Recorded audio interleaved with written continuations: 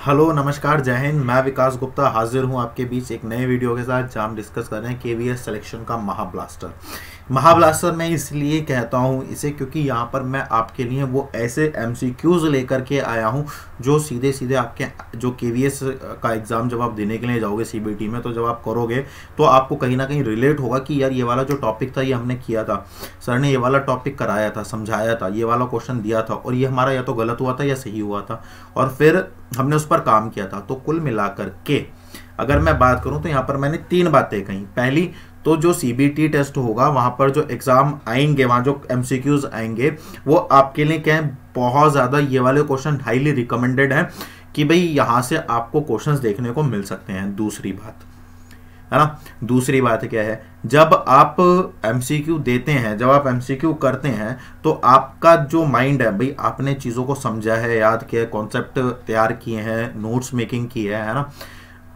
बात समझ में आ रही है। अब जिन्होंने नोट्स मेकिंग की होगी, जैसे मैं स्टार्टिंग से कहता हुआ आ रहा था कि भाई आप नोट्स बनाते हुए चलिए, आप पीडीएफ के चक्कर में मत पड़िए, आप नोट्स बनाते हुए चलिए।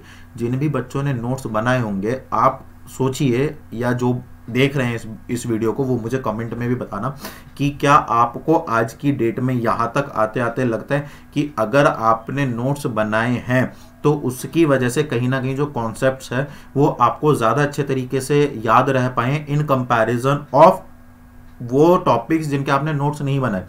बहुत सारे बच्चे टेलीग्राम और व्हाट्सएप पर मेरे साथ जुड़े हुए हैं जिन्होंने मेरे से ये कहा था कि जो सर हम जो नोट्स हैं वो बना रहे हैं कॉन्टीन्यूसली बेसिस पर, और लास्ट टाइम तक भी वो क्या नोट्स बना रहे थे, अभी 2-3 दिन पहले तक भी बात हुई थी, तो भी वो जो भी टॉपिक हैं उनको लग रहा है कि भाई ये टॉपिक मुझे नहीं आ रहा है और ये कॉन्सेप्ट मेरे नहीं समझ में आ रहा है, तो वो क्या कर रहे हैं, वो उसको लिख करके देख रहे हैं, है ना। तो वो चीज़ अगर आपने की होगी तो डेफिनेटली आपको उसका एडवांटेज डेफिनेटली मिल रहा होगा। इसीलिए मैं आपसे जो है नोट्स मेकिंग के लिए हमेशा कहता हूँ। तो पहली बात तो ये रही कि यहाँ से आपको क्वेश्चन सीधे सीधे वहाँ पर देखने को मिलने वाले हैं कि इससे रिलेटेड भी मिल सकते हैं। मैं ये नहीं कह रहा कि यही मिलेंगे, इससे रिलेटेड भी हो सकते हैं। दूसरी चीज़ क्या है कि किस केवीएस का जो लेवल है वो अपने आप में एक बहुत स्टैंडर्ड है ना। तो वहाँ पर जो क्वेश्चंस हैं वो नॉमिनल नहीं पूछे जाएंगे, वहाँ पर हर तरह का जो क्वेश्चन होगा वो होगा। 11th-12th का भी होगा, कुछ बैचलर लेवल के भी होंगे, कुछ मास्टर लेवल के भी होंगे। उनमें से लगभग जो 80% है, 80% क्वेश्चंस ऐसे हैं जो लगभग सभी के सही होते हैं। बचे 20% क्वेश्चंस, और ये क्वेश्चंस ऐसे होते हैं जो हाई लेवल पर होते हैं, जिसकी अंडरस्टैंडिंग कॉन्सेप्चुअल नॉलेज बहुत ज़्यादा अच्छी है, वो उन क्वेश्चंस को अटेम्प्ट कर पाता है। अब इन जो वीडियोज़ हैं, इन जो आखिरी 7 दिन में आपके पास जो एमसीक्यूज आने वाले हैं उनका मोटिव क्या है। यहाँ पर हम मिक्सचर क्वेश्चंस करने वाले हैं। वो कॉमर्स में अकाउंट से भी रिलेटेड होंगे और बिजनेस स्टडीज से भी रिलेटेड होंगे। आपने टॉपिक्स पढ़े हैं, समझे हैं, और उनसे रिलेटेड हमने एमसीक्यूज भी डिस्कस किए हैं सारे ही, है ना। एक एक टॉपिक हमने लिया है।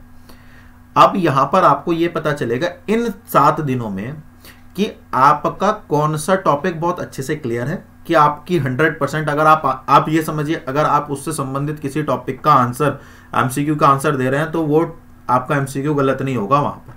लेकिन अगर आपका यहां पर कोई एमसीक्यू गलत जा रहा है तो आपको उस पर आज ही काम करना है। तो ऐसे ही मैं कोशिश ये कर रहा हूं कि हर टॉपिक से रिलेटेड मैं लगभग आपको इन 7 दिन में सारे ही टॉपिक से रिलेटेड एक स्टैंडर्ड बेस्ड क्वेश्चन आपके सामने ले आऊं, ताकि आप हर दिन अपनी जो भी डेफिशिएंसीज हैं, जो भी आपकी कमियां हैं, जहां भी आपको डेविएशंस लग रहे हैं, आप उन पर काम करें, अपनी स्ट्रेंथ को और ज्यादा क्या करें, मजबूत करें, ताकि आप अपना सिलेक्शन सिक्योर कर पाए। आप समझ पा रहे हो मैं क्या कहना चाह रहा हूं।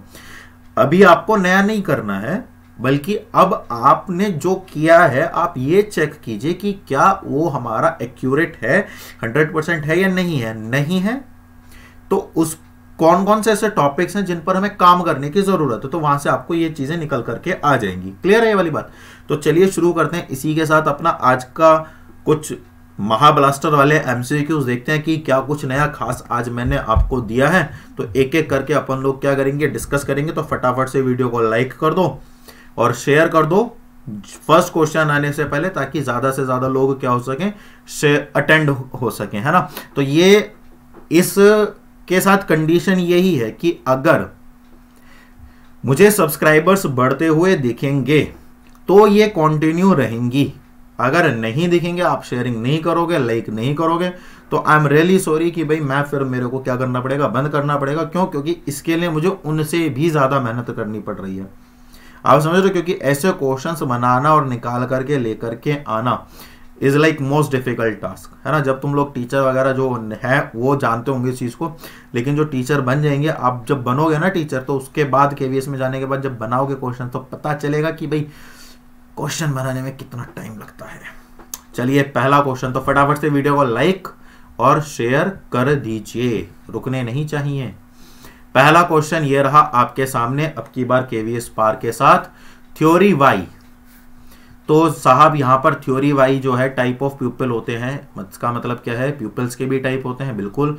एक तो होते हैं एक्स टाइप ऑफ प्यूपल, एक होते हैं वाई टाइप ऑफ प्यूपल। तो एक्स से आप अपनी एक्स को रिलेट ना करें। एक्स का मतलब होता है जहां पर एम्प्लॉय को किसकी नीड होती है, मोटिवेशन की नीड होती है। किसकी नीड होती है? मोटिवेशन की नीड होती है कि साहब आप हमें मोटिवेट कीजिए। तो उसको कई बार क्या करना पड़ता है, पनिश भी करना पड़ता है। क्या करना पड़ता है? पनिश भी करना पड़ता है। उसको लालच देना पड़ता है कि भाई आप ये काम करो तब आपको ये मिलेगा। तो इस तरह के, तो ये क्या होता है, ये बेसिकली अपने आप से सेल्फ मोटिवेटेड नहीं होते हैं, है ना। ये अपने आप से क्या होते हैं, सेल्फ मोटिवेटेड नहीं होते हैं। इनको सुपरविजन की रिक्वायरमेंट होती है। किस चीज की रिक्वायरमेंट होती है ना? सुपरविजन की रिक्वायरमेंट होती है। एक व्यक्ति इनके ऊपर परमानेंट नजर बना करके रखा हुआ होना चाहिए।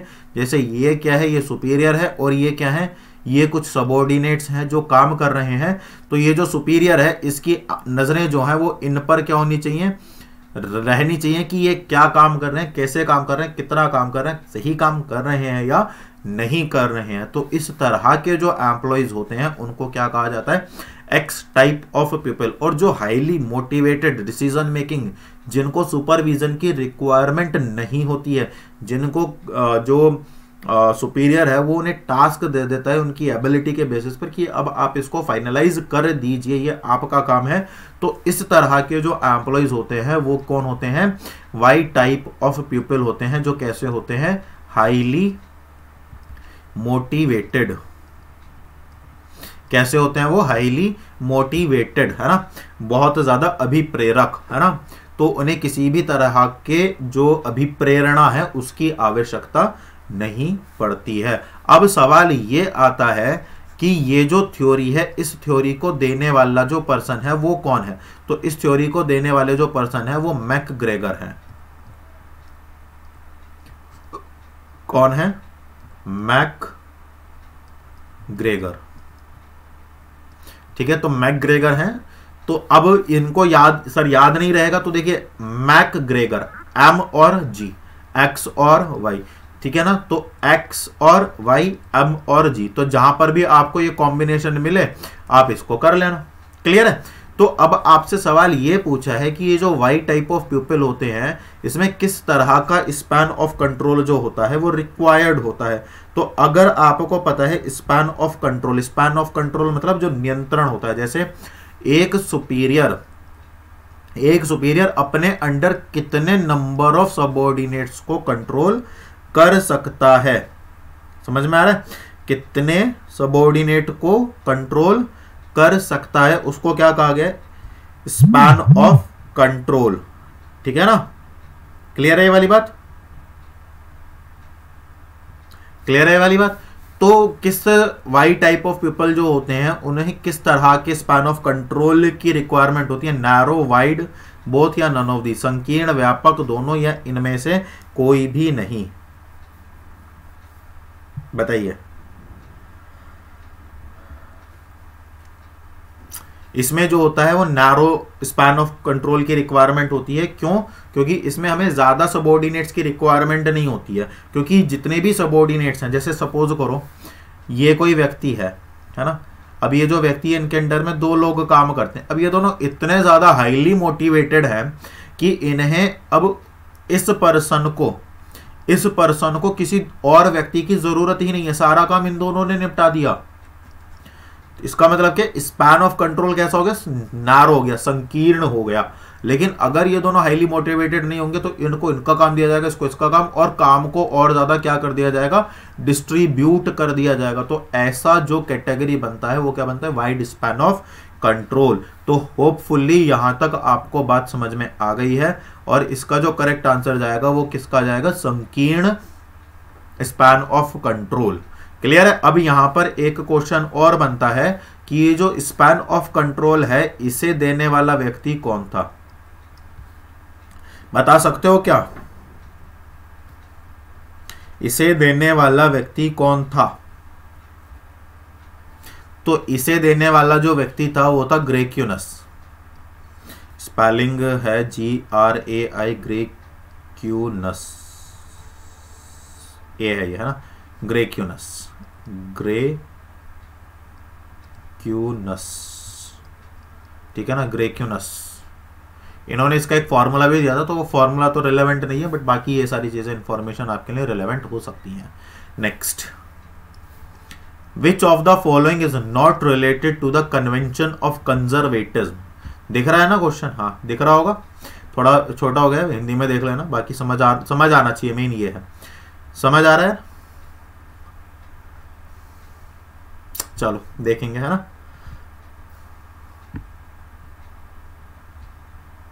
एक सेकंड, कहाँ भाग गया, ये आ गया।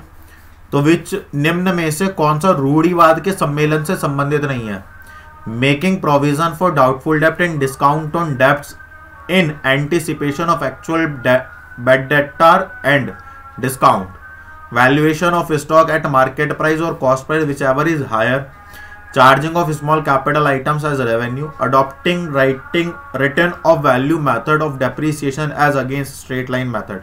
बताइए, नॉट पूछा है।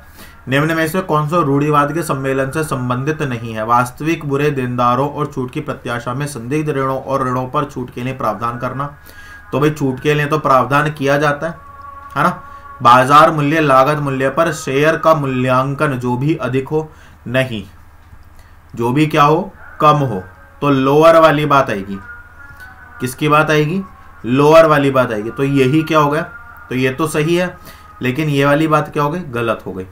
राजस्व के रूप में छोटी पूंजीगत वस्तुओं का प्रभार लगाना, मतलब charging of small capital item as revenue, कि आपने कैपिटल आइटम्स को क्या कर लिया, रेवेन्यू नहीं, तो इससे क्या होगा, इससे तो सीक्रेट रिजर्व क्रिएट होगा, इससे ये वाली कोई बात नहीं बनती है ना। एक आता है कि आप जो सीधी रेखा विधि के विरुद्ध मूल्य ह्रास की लिखित मूल्य विधि को अपनाते हो, तो आप क्या कर रहे हो, आप अपना जो डेप्रिसिएशन है, ह्रास को लगाने की जो विधि है, आप उसमें परिवर्तन कर रहे हो, तो उसमें किसी भी तरह का रूढ़िवादिता थोड़ी आ रही है। रूढ़िवादिता प्रिंसिपल जो होता है, रूढ़िवादिता जो कंजर्वेटिज्म है, उसका मतलब क्या है कि आपने कुछ लॉसेस को एंटिसिपेट किया और उसके आधार पर आपने सोचा कि भविष्य में मेरे कुछ देनदार ऐसे हैं जो मेरा पेमेंट नहीं करने वाले हैं, तो आपने क्या किया, जैसे आप व्यापारी हैं और मैं आपका ग्राहक हूं, अब आपको मेरे व्यवहार से यह पता चल गया कि भाई मैं आपको पूरा पेमेंट नहीं करने वाला हूं, तो इसका मतलब क्या है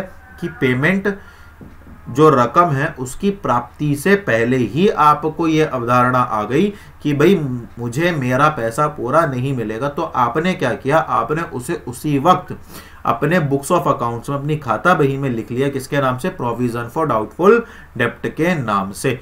तो इसी को क्या कहा जाता है, इसी को कंजर्वेटिज्म कहा जाता है। और जितने भी प्रोविजंस बनाए जाते हैं या जितने भी आपके प्रावधान बनाए जाते हैं, वो सभी के सभी इसी धारणा के तहत बनाए जाते हैं। तो इसमें जो आपका करेक्ट आंसर होगा, ये तो सही है, ये भी सही है, ये भी सही है, तो इसका जो करेक्ट आंसर होगा वो ये जाएगा, ना ये होगा, ना ये होगा, ना ये होगा। तो करेक्ट आंसर जो जाएगा वो बी जाएगा। क्लियर है। नेक्स्ट आगे आ जाइए। इनमें से गलत का पता लगाना है।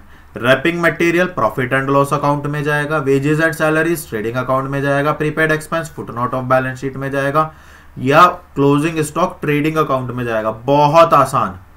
जो आपका रैपिंग मटेरियल, रैपिंग मतलब किसी भी सामान को पैक करने के लिए जो आप क्या समझ गए ना, रैपिंग, तो ये लाभ हानि खाते में जाएगा। एक तरह से आप इसको पैकिंग एक्सपेंसेस भी कह सकते हो, है ना।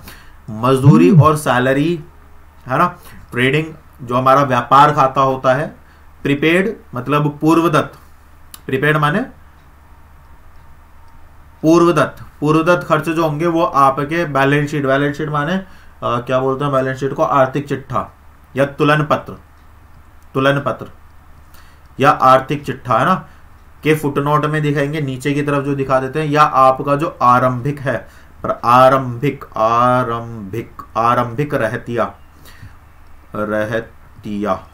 उसको किस में दिखाएंगे, व्यापार खाते में। बताइए सही क्या है। देखिए प्रीपेड जो जाता है, प्रीपेड एक्सपेंसेस हमेशा किस में जाता है, एसेट्स में जाता है। किस में जाता है, एसेट्स। एसेट्स माने संपत्ति, एसेट्स माने संपत्ति। तो आपका जो आपको क्या कराना था, इनकरेक्ट बताना था, तो ये सभी करेक्ट हैं और आपका ये जो होगा ये क्या हो जाएगा, इनकरेक्ट हो जाएगा, है ना। नेक्स्ट चलते हैं। अर्निंग पर शेयर, अर्निंग पर शेयर प्रति अंश आय, है ना, क्या, प्रति अंश आय। तो प्रति अंश आय का फॉर्मूला बताना है, earning before interest and tax upon equity share, earning before interest and tax minus preference dividend upon equity share, earning after tax upon equity share, या earning after tax minus preference dividend divided by share. बताइए। ब्याज और कर से पहले की कमाई divided by equity shares, यहां पर नंबर ऑफ है ना, ये बात ध्यान में रखें। ब्याज और कर से पहले कमाई माइनस वरीयता लाभांश माने प्रेफरेंस शेयर्स को जो लाभांश दिया जाता है, डिवाइडेड बाय इक्विटी शेयर। कर के बाद की कमाई डिवाइडेड बाय इक्विटी शेयर, या कर के बाद कमाई माइनस वरीयता लाभांश divided by equity share.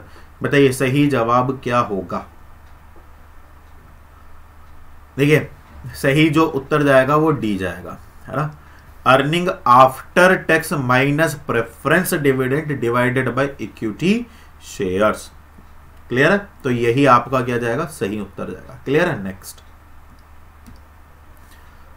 Which of the following is not a feature of sole proprietorship business, है ना। इनमें से कौन सा एकमात्र स्वामित्व व्यवसाय की विशेषता नहीं है। समझ गए ना, एकाधिकार व्यवसाय जो होते हैं, एकल व्यवसाय भी कहते हैं इसको, क्या कहते हैं, एकल व्यवसाय भी कहते हैं ना। तो एकल व्यवसाय में निम्न में कौन सी विशेषता या अवधारणा नहीं है। तो undivided risk, no government regulation, separate entity of the firm, या अनलिमिटेड लाइबिलिटी। अविभाजित जोखिम, कोई सरकारी विनियमन नहीं, फर्म की अलग इकाई, या असीमित देयता। नहीं पूछा है। देखिए अनडिवाइडेड रिस्क है, बात तो सही है। अब जैसे सपोज करो मेरा अधिगम मंत्रा है, वो क्या है, एकल व्यवसाय है, मान करके चलते हैं, है ना। अब यहाँ पर क्या किया, यहाँ पर मैंने एक कैफेटेरिया ओपन किया, है ना, या चलो यही मैं करता हूँ, मैं क्या करता हूँ, मैं ट्यूशन पढ़ाता हूँ, ठीक है। तो अब मैंने कुछ इन्वेस्टमेंट किया, है ना, उसके बदले मेरे को प्रॉफिट नहीं हो रहा है, तो क्या वो अब प्रॉफिट नहीं हो रहा है, तो इसका मतलब वहां पर क्या हो रहा है, लॉस हो रहा है। अब जब वहां पर मुझे लॉस हो रहा है, तो क्या उसको मैं किसी के साथ डिवाइड कर सकता हूं, नहीं कर सकता। तो ये तो इसका क्या हो गई, एक विशेषता हो गई। गवर्नमेंट रेगुलेशन का कोई इसमें आधार नहीं होता, गवर्नमेंट का कोई इंटरफेरेंस नहीं होता, सरकार का कोई हस्तक्षेप नहीं होता, ये भी बात सही है ना। और अनलिमिटेड लाइबिलिटी, सही बात है। अगर आपने थर्ड पार्टी से लोन लिया है, ठीक है, और आपका व्यवसाय क्या है, पिछले कई वर्षों से नुकसान में चल रहा है, और आपकी तिथि आ गई है कि भाई आपको आज क्या करना है, पेमेंट देना है, तो जितना पैसा आपका व्यापार में लगा है, केवल उतना ही नहीं, बल्कि आपको अपनी व्यक्तिगत संपत्ति जो आपकी पर्सनल एसेट्स हैं, उनको भी क्या करना पड़ेगा, आपको देना पड़ेगा उसको। तो बैंक या थर्ड पार्टी के पास या लेंडर के पास ये अधिकार होता है कि वो आपकी व्यक्तिगत पर्सनल एसेट्स जो है उनको भी एक्वायर कर ले। तो इसी को क्या कहा जाता है, अनलिमिटेड, असीमित देयता।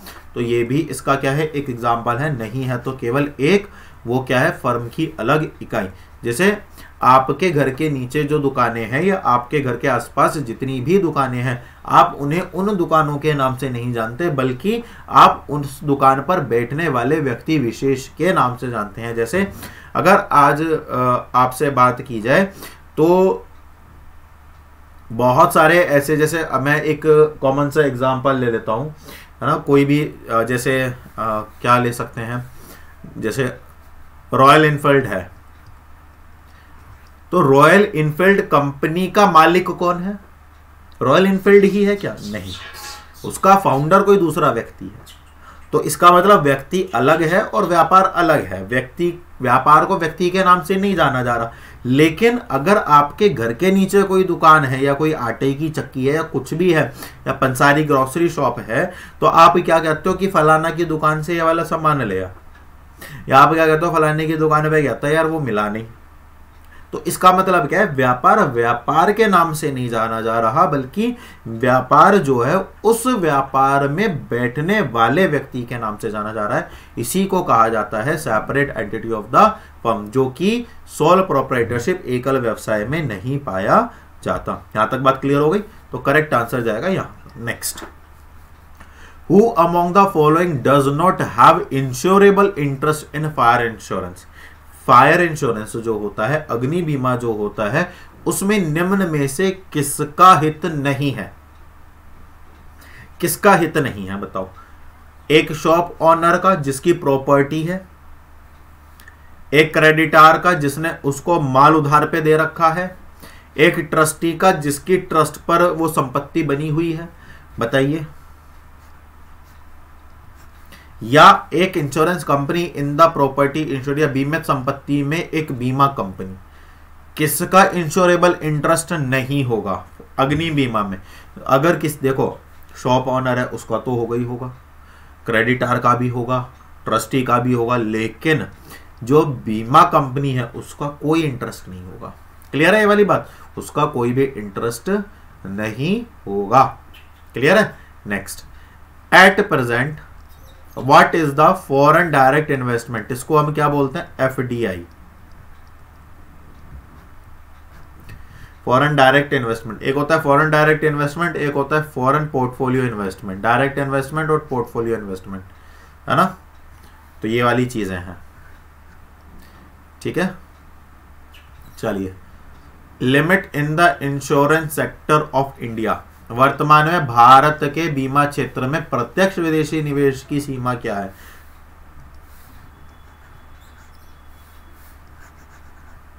बताइए। 49, 51, 74 और 100। बताइए। 49, 51, 74 और 100। तो अभी तत्काल में जो है वो 51 है। कितनी है? 51। क्लियर है ये वाली बात?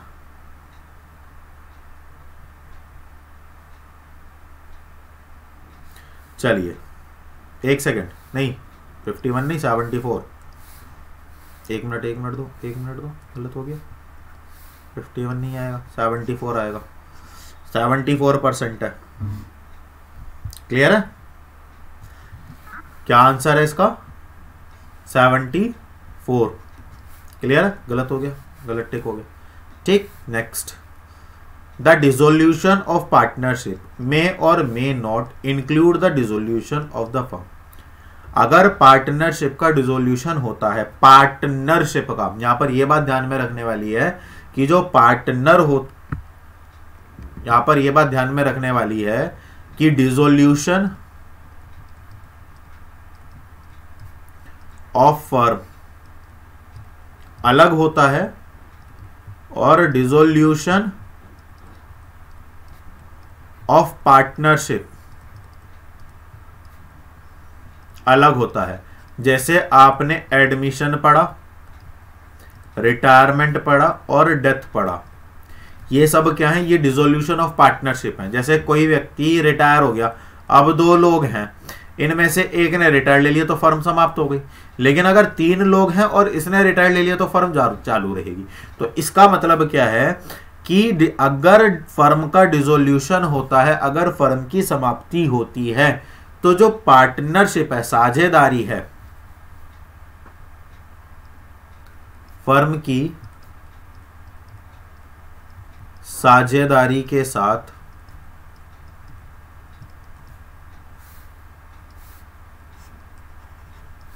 फर्म की समाप्ति के साथ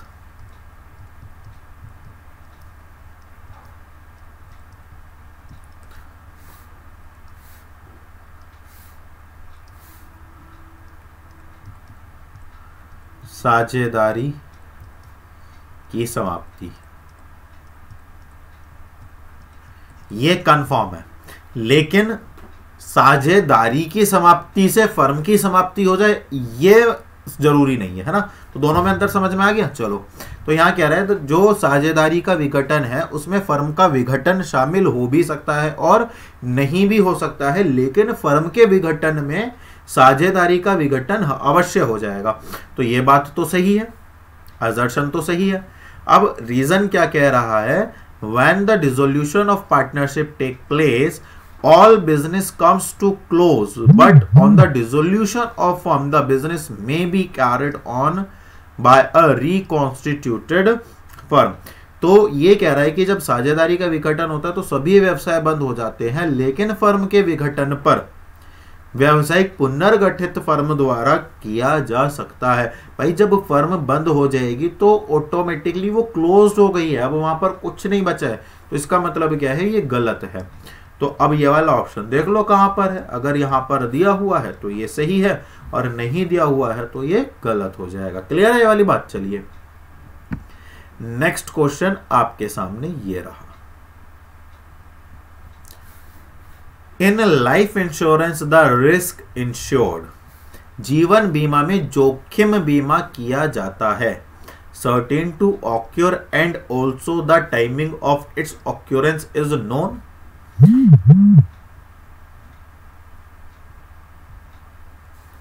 certain to occur but its timing of occurrence is not known, not certain to occur and also the timing its occurrence is not known, not likely to occur। कहने का मतलब क्या है, देखिए लाइफ इंश्योरेंस होता है, लाइफ इंश्योरेंस जो है, लाइफ इंश्योरेंस में आपका जो रिस्क है वो इंश्योर्ड होता है ना, जोखिम जो किया जाता है वो किसका किया जाता है, सर्टेन और टू ऑक्योर मतलब निश्चित रूप से होने वाला है और इसके गठित होने का समय भी आता है।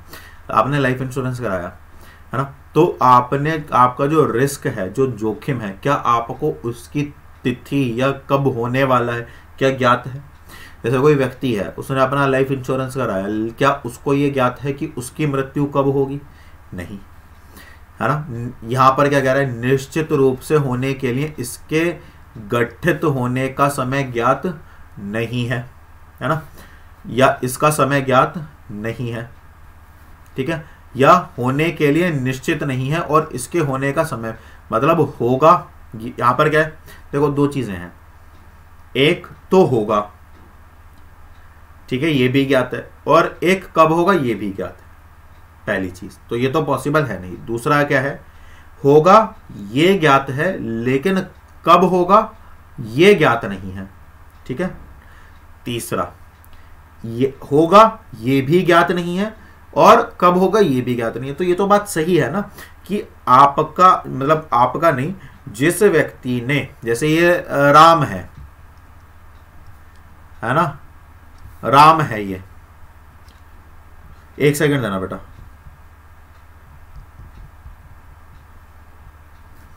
ये राम है ना। तो राम ने क्या किया, राम ने क्या किया, राम ने एक इंश्योरेंस कराया, राम ने क्या कराया, इंश्योरेंस कराया, ठीक है ना। राम ने क्या कराया, इंश्योरेंस कराया, ठीक है। अब जब राम ने इंश्योरेंस कराया, क्लियर है, तो लाइफ इंश्योरेंस कराया, क्या कराया, लाइफ इंश्योरेंस कराया।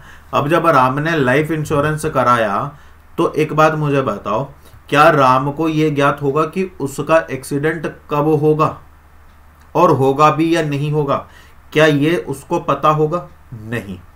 ना तो उसे ये पता होगा कि उसका एक्सीडेंट होगा ही, हो भी सकता है कि ना हो, जरूरी थोड़ी है, या कोई बीमार पड़ेगा ही, जरूरी नहीं है ना भी पड़े, समझ में आ रहा है। तो ये वाली कहानी है। तो इसका मतलब क्या है कि जब हम लाइफ इंश्योरेंस कराते हैं तो जो जोखिम होता है ना तो हमें उसके बारे में पता होता है कि वो होगा ही, और ना ही हमें ये पता होता है कि वो कब होगा। तो वो हो भी सकता है और वो कभी भी हो सकता है। ऐसा भी हो सकता है कि राम इंश्योरेंस करा करके आ रहा है, रास्ते में उसका एक्सीडेंट हो गया, उसकी डेथ हो गई, तो उसको ये बात थोड़ी बताती। क्लियर है ये वाली बात। Next, financial year of a company shall not exceed, किसी भी कंपनी का जो वित्तीय वर्ष है वो किससे पार नहीं हो सकता, 15 महीने, 18 महीने, 18 महीने with special permission of registrar of company, या 15 महीने with special permission of registrar of company. मतलब जो आपका फाइनेंशियल ईयर होता है नॉर्मली वो 15 महीने का हो सकता है, 18 महीने का हो सकता है, रजिस्ट्रार ऑफ कंपनी की विशेष अनुमति के साथ 18 महीने का हो सकता है, या रजिस्ट्रार ऑफ कंपनीज की विशेष अनुमति के साथ 15 महीने का हो सकता है। तो अभी तो आपने यही पढ़ा था कि जो हमारा क्या कहते हैं आपका काउंटिंग ईयर होता है वो 12 महीने का होता है, लेकिन ऐसा नहीं है ना। जैसे सपोज करो कोई कंपनी है ना, नॉर्मली मैं बात कर रहा हूं, है ना, कोई कंपनी है, अगर 1 जनवरी को क्या है 1 जनवरी को फॉर्म हुई है, जैसे सपोज करो अभी ईयर चल रहा है हमारा 23, तो 2023, ठीक, तो 1 जनवरी 23 को फॉर्म हुई, अब उसको अकाउंट क्लोज कब करने, 31 मार्च 2023 को। तो इसका मतलब क्या है, इसका मतलब ये है कि कहीं ना कहीं, है ना, इसका मतलब क्या है कि कहीं ना कहीं जो कंपनी है उसको 3 महीने में ही क्या करने पड़ेंगे, अकाउंट क्लोज करने पड़ेंगे। और फिर 1 अप्रैल 2023 से, है ना, 31 मार्च 2024 तक, है ना, 24 तक का क्या करना पड़ेगा, 12 महीने की फिर अपना नॉर्मल लेकर के चलेगी। तो कंपनीज एक्ट में ये प्रावधान है कि कोई भी कंपनी अगर 1 जनवरी को अपना व्यवसाय प्रारंभ करती है तो वो 3 महीने को इसमें क्या कर सकती है, एडजॉर्न कर सकती है। तो इसका मतलब क्या है कि वो 15 महीने के क्या कर सकती है, 15 महीने के लिए अकाउंट्स प्रिपेयर कर सकती है। लेकिन अगर कोई कंपनी रजिस्ट्रार ऑफ कंपनीज की परमिशन लेती है, क्या लेती है, रजिस्ट्रार ऑफ कंपनीज की परमिशन लेती है, तो इसका मतलब क्या है, इसका मतलब यह है कि अगर कोई कंपनी कब फॉर्म हुई है, 1 अक्टूबर को, कब हुई है, 1 अक्टूबर 2022 को फॉर्म हुई है, तो वो अपने अकाउंट्स यहां से लेकर के कब तक, 31 मार्च 2024 तक बना सकती है। क्लियर है। तो ये वाली एक बात है, क्लियर है ये वाली बात। तो ये एक चीज है, समझ आ गई ये वाली बात। तो इसका मतलब क्या है कि यहां पर कंपनी के 6 महीने तो ये हो गए और प्लस 12 महीने अगले साल के हो गए, तो कुल मिलाकर के कंपनी के 18 महीने हो गए जो कंपनी क्या कर सकती है, प्रिपेयर कर सकती है। लेकिन उसके लिए किसकी जरूरत है, स्पेशल परमिशन की जरूरत है, किसकी, रजिस्ट्रार ऑफ कंपनीज की। क्लियर है। तो इसके लिए ये वाला जो आंसर होगा वो आपका सही जाएगा। Next, the companies act makes its obligatory for every company to make provision for depreciation. Company act के अनुसार हर कंपनी के लिए, है ना, कंपनीज एक्ट के अनुसार हर कंपनी के लिए जो हिरास है उसका प्रावधान करना आवश्यक होता है। बात तो सही है भाई, it is obligatory for every company to make provision for the depreciation. Reason क्या दे रहा है, depreciation is a charge against revenue. नहीं, डेप्रिसिएशन रेवेन्यू के अगेंस्ट चार्ज होता है। क्या ये बात सही है गलत है? अच्छा ये वाली बात बताओ मुझे।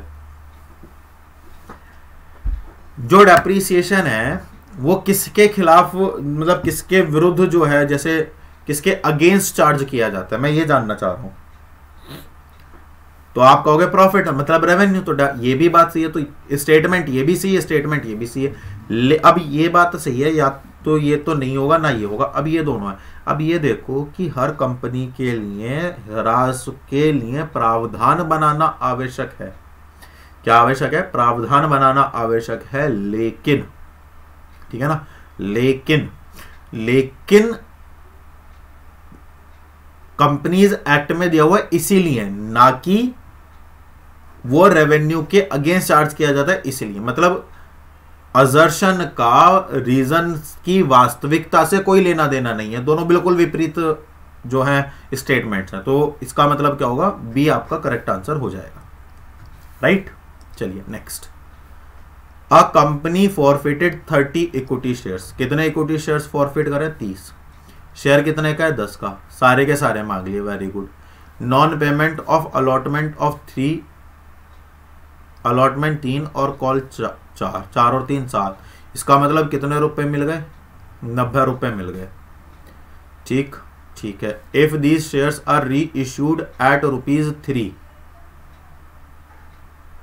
एंड कॉल मनी ऑफ ₹4 पर शेयर, एक सेकेंड, ये दोबारा लिखी गई है line,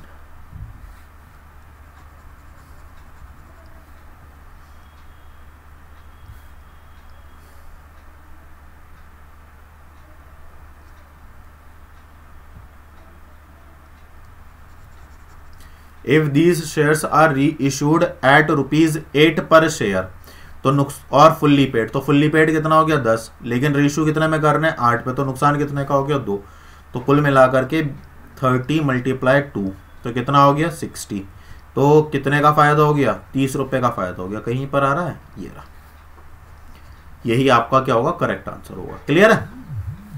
next, which among the following is the social obligation of accounting. निम्नलिखित में से लेखांकन का सामाजिक दायित्व क्या है, social obligation. To ascertain profit correctly, to maintain the records of the asset and liability of the organisation, to establish effective organisational control, या to be helpful in correct tax. लाभ का सही पता लगाना सामाजिक दायित्व नहीं है। संगठन की परिसंपत्तियों और लेनदारों के मतलब देनदारियां मतलब क्रेडिटार्स या लाइबिलिटीज दायित्व के रिकॉर्ड को बनाए रखना, प्रभावी संगठनात्मक नियंत्रण स्थापित करना, या सही कर में सहायक होना। बताइए इसका करेक्ट आंसर क्या होगा, कहां पर लेकर के जाएंगे आप इसे। तो बेटा बच्चे इसका जो करेक्ट आंसर जाएगा वो क्या जाएगा, to be helpful in correct tax. ये तो आपको एज पर एक्ट क्या है, ऑब्लिगेटरी है कि भाई आपको ये सही करना ही करना है, लेकिन कर का सही निर्धारण करना क्या है, ये आपका एक सामाजिक दायित्व है कि आपकी जितनी टैक्सेबल इनकम बनती है आप उसके अनुरूप अपने टैक्स का समय से भुगतान करें, एक अच्छे नागरिक बने। जैसे कहते थे ना, टैक्स का भुगतान करें और एक अच्छे नागरिक बने। तो ये जो अच्छे नागरिक बनने वाली बात होती है इसको ही कहा जाता है सामाजिक दायित्व। क्लियर है वाली बात। चलो आगे बढ़ते हैं। Which one of the following is the major consideration for decentralisation.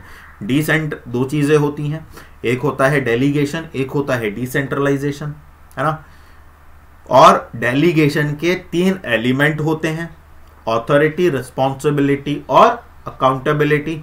जिसमें से किसका ट्रांसफर किया जाता है, अथॉरिटी का ट्रांसफर किया जाता है। इसका मतलब जो रिस्पॉन्सिबिलिटी और अकाउंटेबिलिटी है आप कभी भी उसको डेलीगेट नहीं कर सकते। तो यहां से इन चीजों को आप क्या करेंगे, ध्यान में रखेंगे। अब सवाल आपसे ये पूछा है, निम्न में से कौन सा गैर केंद्रीकरण के लिए प्रमुख विचार है। तो आप जो एक तरह से डिसेंट्रलाइजेशन करते हो तो उसका मुख्य कारण क्या है, उसका मुख्य आधार क्या है, वो आपसे पूछ रहा है। ऑर्गेनाइजेशन के वातावरण या उसका एनवायरनमेंट के आधार पर, नेचर ऑफ मैनेजमेंट फंक्शन के आधार पर, साइज ऑफ ऑर्गेनाइजेशन के आधार पर, या ability of higher level manager के आधार पर। बताइए करेक्ट आंसर क्या होगा। संगठन का पर्यावरण, प्रबंधन समारोह की प्रकृति, संगठन का आकार, उच्च स्तर के प्रबंधकों की क्षमता। बताइए क्या आंसर होगा करेक्ट।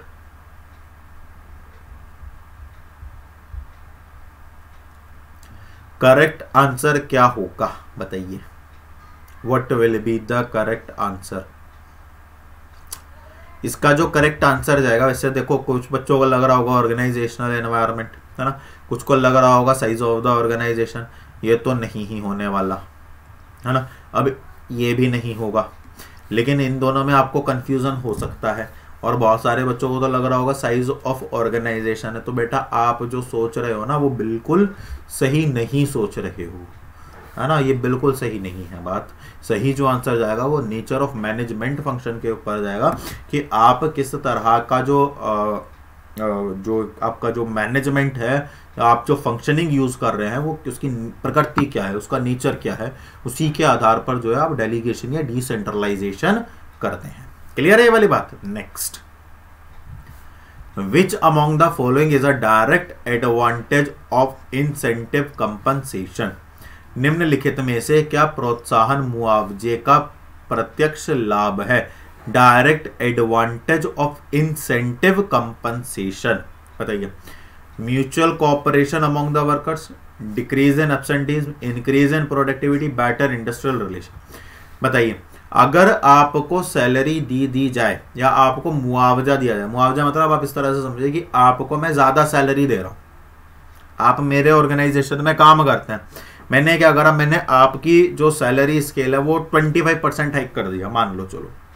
अब जब मैंने आपका सैलरी 25% हाइक करा तो उसका सीधा सीधा प्रभाव किस पर पड़ेगा।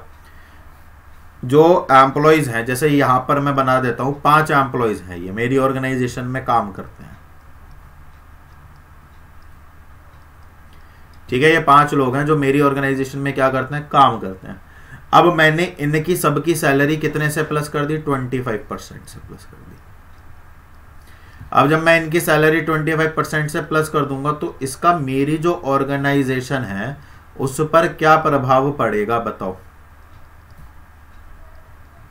उस पर मेरी इन सब का क्या, इनके बीच का आपसी सहयोग बढ़ जाएगा, क्या इनकी अनुपस्थिति कम हो जाएगी, या इनकी जो उत्पादकता है उसमें वृद्धि हो जाएगी, या मैं बेहतर औद्योगिक संबंध बना सकूंगा। बताइए क्या होगा करेक्ट आंसर। देखिए आपसी सहयोग वाली तो बात होगी नहीं, औद्योगिक संबंध का एम्प्लॉयज से कोई लेना देना नहीं। अब या तो अच्छा एक बात बताओ, एब्सेंटीज्म में कमी होना है ना, अनुपस्थिति में कमी होना, यार जिस व्यक्ति को जॉब की नीड है, सॉरी उसकी छुट्टी की नीड है कि भाई मुझे आज छुट्टी लेनी ही लेनी है, आप उसकी सैलरी 25% बढ़ा दो चाहे 30% बढ़ा दो। अगर कोई व्यक्ति है, जैसे सपोज करो ये है रमेश है, इसकी आज शादी है, अब मैं इसकी सैलरी चाहे 50% बढ़ा दूं तो ये थोड़ी है कि मेरी शादी रोक लेगा, नहीं रोकेगा। तो इसका मतलब क्या है कि अगर आपका इंसेंटिव बढ़ रहा है तो इसका अनुपस्थिति में कमी से कोई लेना देना नहीं है। हाँ कुछ हद तक प्रभावी है, लेकिन हाँ ये बात सही है कि अगर मैं इनकी सैलरी बढ़ा दूंगा तो ये और ज्यादा बेहतर काम कर सकेंगे। क्यों? क्योंकि इन्हें लगेगा कि मैं जितना ज्यादा काम करूंगा उतना ही ज्यादा फर्म रेवेन्यू जनरेट करेगी, और जितना ज्यादा रेवेन्यू जनरेट होगा उतना ही ज्यादा हमारी सैलरी में क्या होगा, ग्रोथ होगा। तो यहां पर एक प्रिंसिपल ये भी मिलता है जो किसका दिया हुआ था, फ्योल का दिया हुआ था, that transformation of individual interest into the general interest. Clear है ये वाली बात। चलिए आगे बढ़ते हैं। तो करेक्ट आंसर इसका जो जाएगा मेरे बच्चे वो क्या जाएगा, इंक्रीज इन प्रोडक्टिविटी। क्लियर है। Consider the following state which of the statement, consider the following statement है ना, which above the, इनमें से कौन से सही हैं। Although purchasing department in a departmental store is a key department, ठीक है, डिपार्टमेंटल स्टोर है, उसमें एक जो परचेज डिपार्टमेंट है, क्रय विभाग है, वो एक प्रमुख विभाग है ना। Only the sales department and not the purchasing department can be considered as line activity. अब उनमें से केवल जो आपका परचेजिंग डिपार्टमेंट है और सेल डिपार्टमेंट है, केवल उनको लाइन ऑर्गेनाइजेशन के नाम से या जो आपका हाँ लाइन एक्टिविटी है उसके नाम से नहीं जाना जा सकता। क्या ये बात सही है या गलत है बताइए। दूसरा क्या है, line managers offer staff manager advice through research and analysis. मतलब लाइन मैनेजर जो होता है, मतलब लाइन प्रबंधक जो होते हैं है ना, वो जो manager advice through research and analysis, तो वो अनुसंधान और विश्लेषण के माध्यम से स्टाफ प्रबंधकों को सलाह देते हैं। Functional authority is the authority of member of staff department to control the activities to the other department. जो हमारा कार्यात्मक प्राधिकरण है, मतलब फंक्शनल अथॉरिटी जो है, हिंदी तो इनकी भाई माशाल्लाह ही है, इसलिए पता नहीं जो बच्चे हिंदी में समझते हैं वो इन वर्ड्स को कैसे समझ पाते हो यार तुम लोग है? चलो कोई बात नहीं, बाकी समझने की कोशिश करो। देखो मैं समझा देता हूं तुम लोगों को कि इसमें एक्चुअली कह क्या रहा है।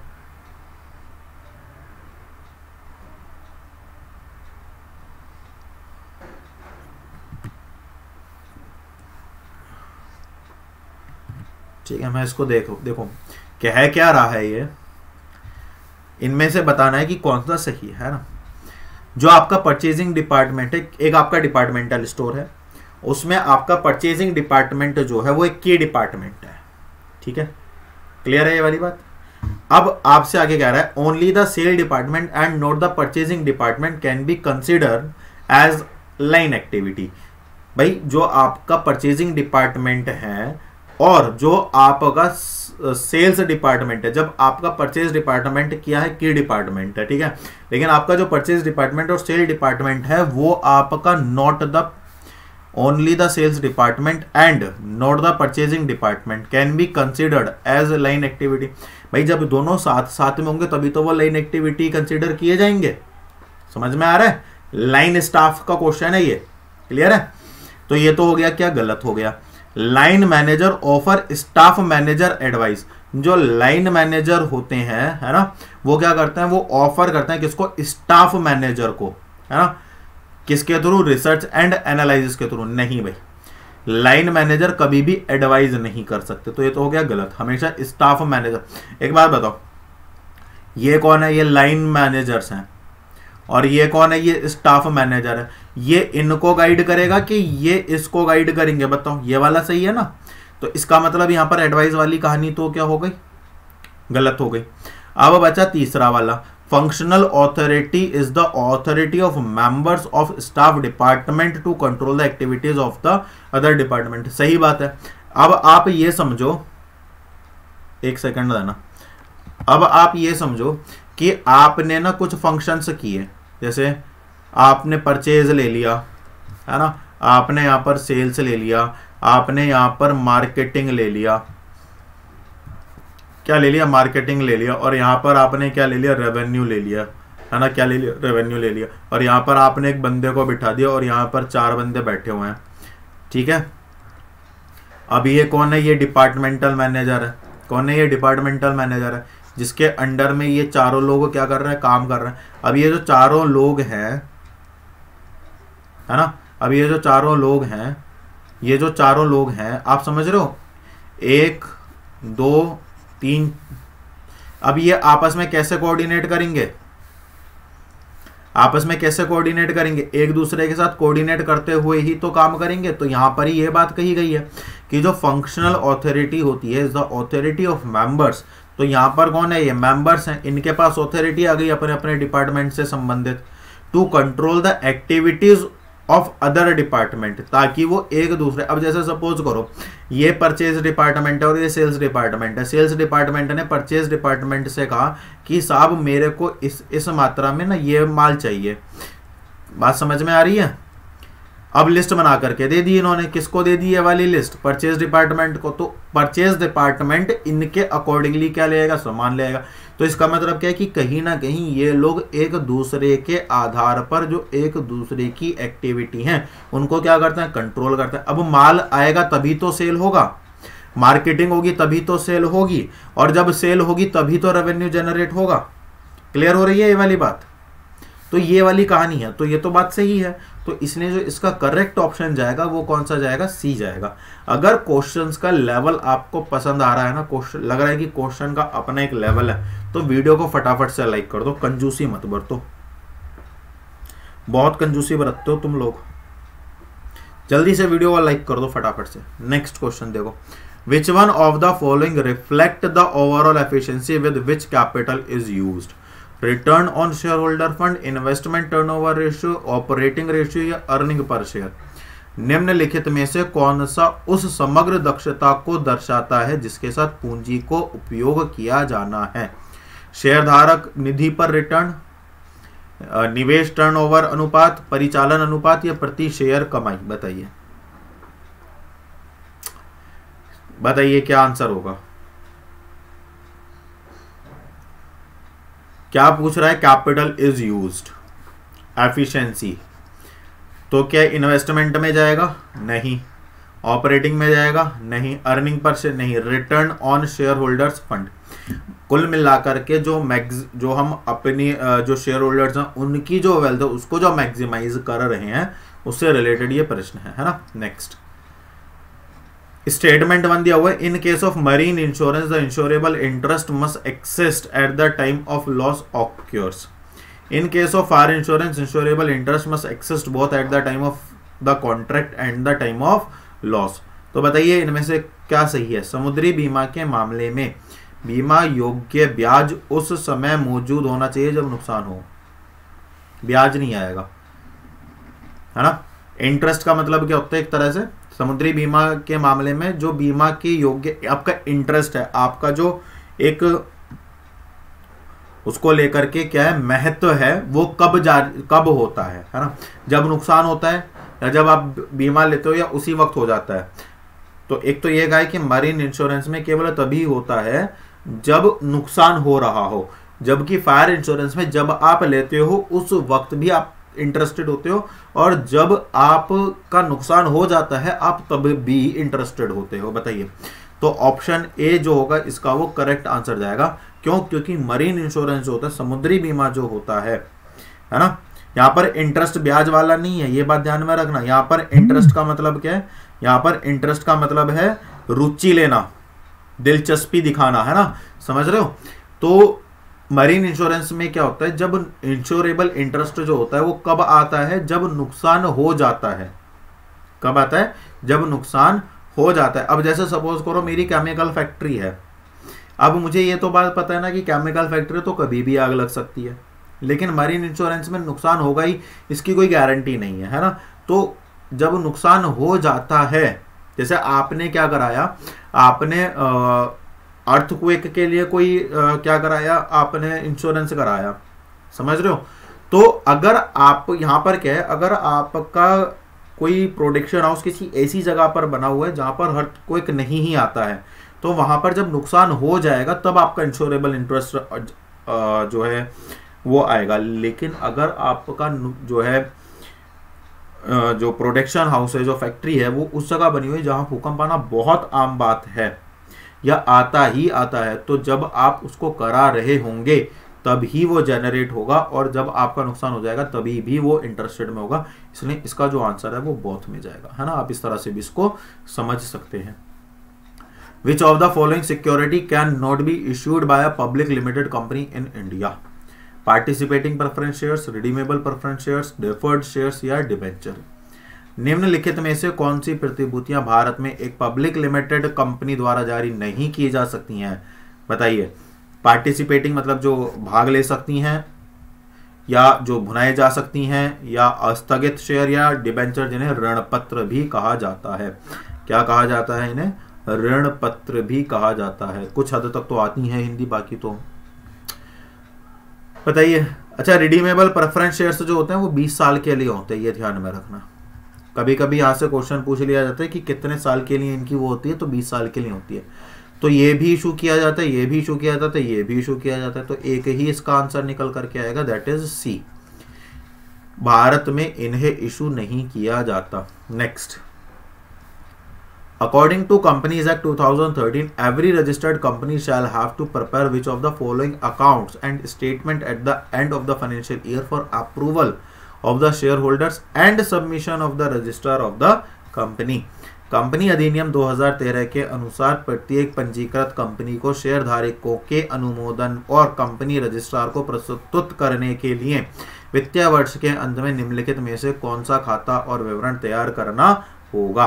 Profit and loss account, balance sheet after making adjustment for inflation, profit and loss account, balance sheet, fund flow statement, profit and loss account, balance sheet, cash flow statement, profit and loss account और balance sheet. बताइए।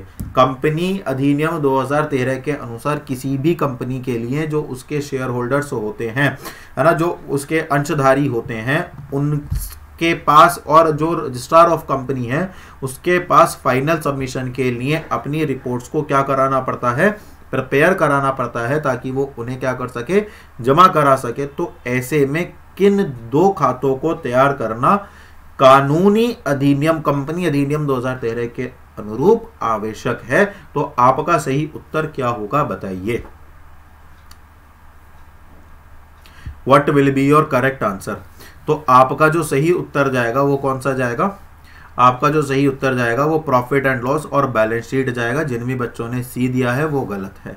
Next, find the mismatch. इनमें से mismatch आपको क्या करना है, find करना है। तो मिसमैच क्या है, accounting standard 1 disclosure of accounting policy, accounting standard 2 valuation of inventory, accounting standard 3 cash flow statement, accounting standard 4 amortisation of goodwill. बताइए, लेखा नीतियों का प्रकटीकरण, 2 जो है इन्वेंट्री जो आपका रहतिया है उसका मूल्यांकन है, तीसरा जो है नगद प्रवाह रोकड़ है, और तीसरा जो है वो आपका ख्याति का परिशोधन है या ख्याति पर ह्रास है। बताइए सही क्या होगा।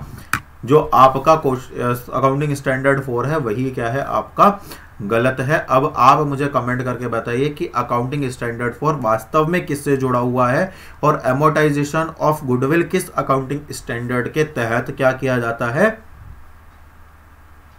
क्या किया जाता है, माइनस किया जाता है। नेक्स्ट, फटाफट करेंगे। थोड़ा कुछ क्वेश्चंस ऐसे हैं जिनको समझाने में थोड़ा टाइम लगा है ना। बाकी क्वेश्चंस कैसे हैं एक बार बताइए, और अगर क्वेश्चन पसंद आ रहा है तो वीडियो को लाइक कर दीजिए। यार ये तो तुम लोगों को खुद ही सोच लिया करो कि वीडियो लाइक वगैरह करना है, खुद कर दिया करो लाइक वाइक शेयर वेयर, कहलवाते हो तुम लोग हैं। The basis adopted for piecemeal distribution of cash among the partners should be such that amounts finally left unpaid are in the ratio in which. साझेदारों के बीच नकदी के टुकड़े टुकड़े वितरण के लिए अपनाया गया आधार ऐसा होना चाहिए कि अंतिम रूप से अवैतनिक छोड़ी गई राशि किस अनुपात में बिटेगी। इसका मतलब क्या है कि जब आपकी फाइनली जब पार्टनरशिप क्या होती है ना, जब आप पीस मील डिस्ट्रीब्यूशन को, पीस मील मतलब जो भी भाई बचा कुचा है उसको अब आपस में क्या कर लो, बांट लो। तो जो राशि आखिर में फर्म के पास बच जाती है उस राशि का भुगतान किस प्रकार से किया जाता है। Capital stand on the date of dissolution, profit and loss are shared, capital balance stood in the beginning of the partnership, या private asset appear in the, देखो प्राइवेट एसेट के आधार पर तो नहीं दिया जाता।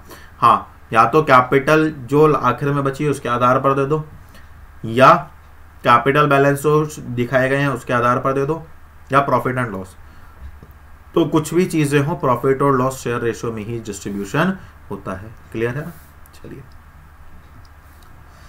A trader does not keep a complete set of book and gives the following information.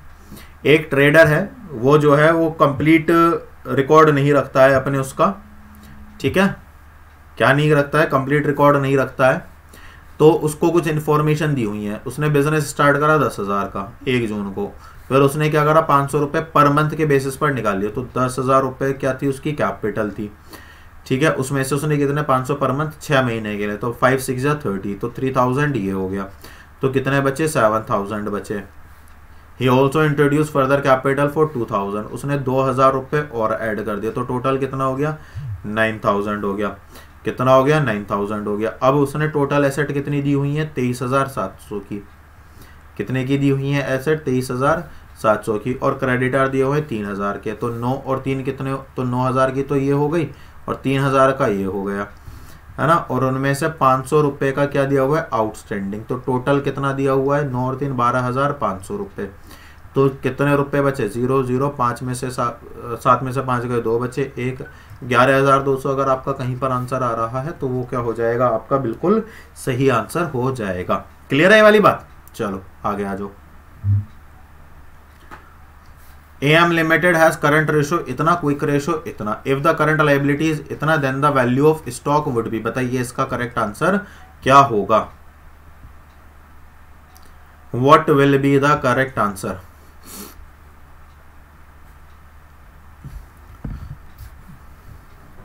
देखिए आपको करंट रेशो दिया हुआ है 2/1, तो करंट रेशो का फॉर्मूला 2/1 किसके इक्वल है,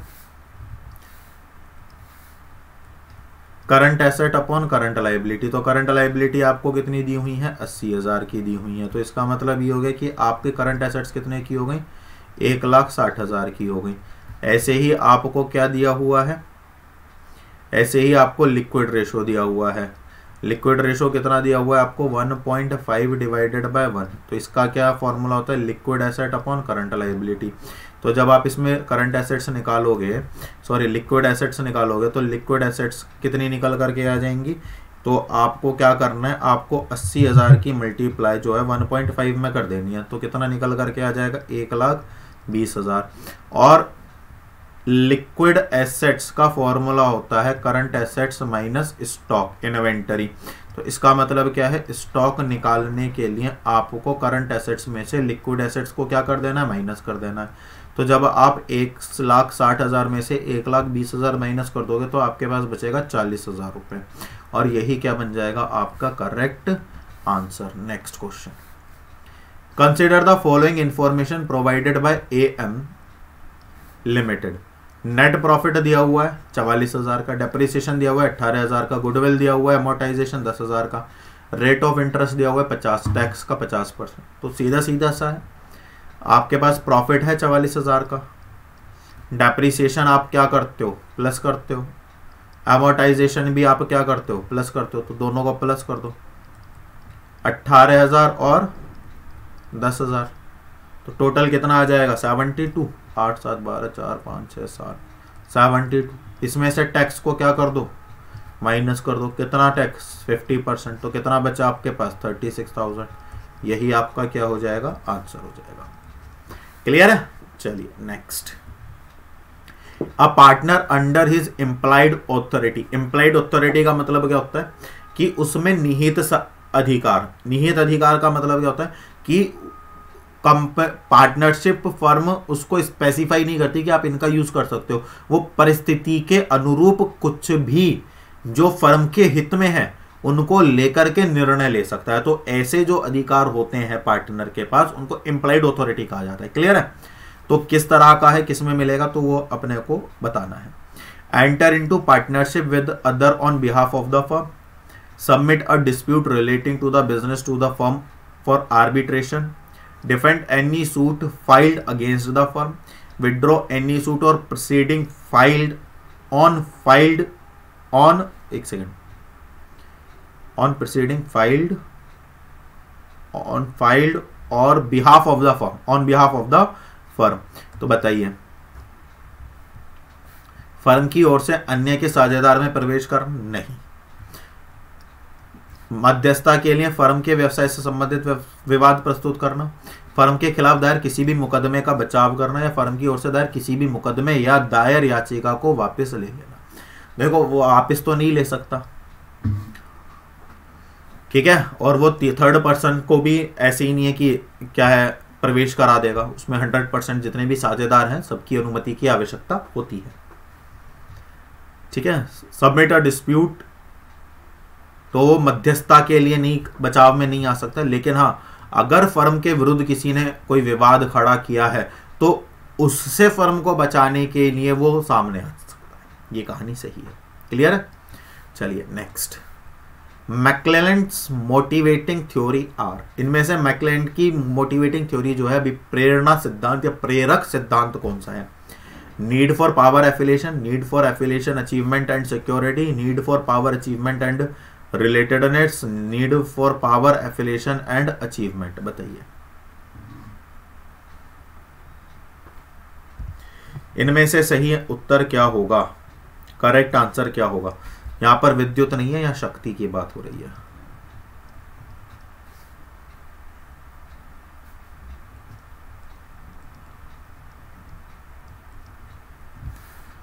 तो यहां पर मैक्लेलैंड ने 3 बेसिकली जो है प्रिंसिपल्स दिए हैं। एक तो need for power, need for affiliation, need for achievement.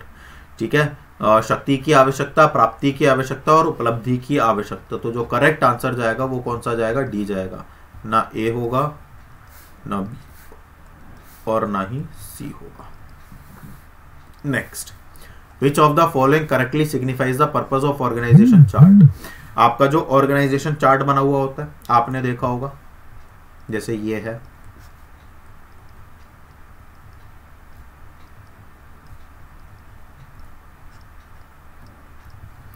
ये क्या है, ये ऑर्गेनाइजेशन चार्ट है। तो ये क्या प्रदर्शित कर रहा है, office decor, indication of available office services, flow of authority या हाई मोरल, कार्यालय सजावट, उपलब्ध कार्यालय सेवाओं का संकेत, प्राधिकरण का प्रवाह या उच्च मनोबल। बताइए तो क्या पता चल रहा है कि ये इनको लीड कर रहा है, ये इनको लीड कर रहे हैं। तो इसका मतलब क्या है कि कहीं ना कहीं आपका जो फ्लो है ऑथोरिटी का वो हो रहा है। क्लियर है, ठीक है। चलिए, इन विच फिस्कल ईयर द एग्री इंफ्रासेस को कब और किस साल के बजट में जोड़ा गया, 18-19, 19-20, 21-22, 22-23।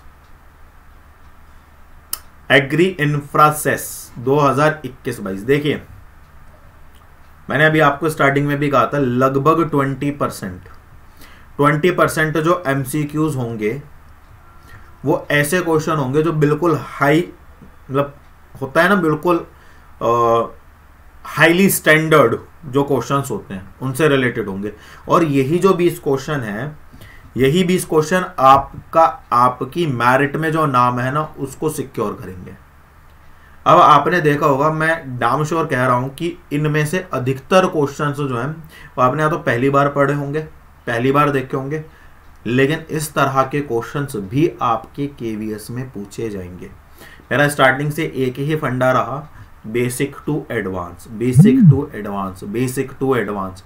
मैंने टेलीग्राम पर भी इसी फॉर्मेट को फॉलो किया, यूट्यूब पर भी इसी फॉर्मेट को फॉलो किया, और इतने सारे क्वेश्चंस मैंने एमसीक्यूज आपको कराए हैं कि अगर आप लोगों ने लिटरली इन सभी एमसीक्यूज को ध्यान से किया होगा, है ना, तो आप इतना तो मैं कह सकता हूं कि आपको केवीएस में कॉमर्स में कोई नहीं प्रॉब्लम क्रिएट करने का। इवन मेरे पे कई बच्चों के जो है मैसेज भी पड़े हुए हैं, है ना, कि उन्होंने कहा कि सर कॉमर्स में हमें कोई दिक्कत नहीं है।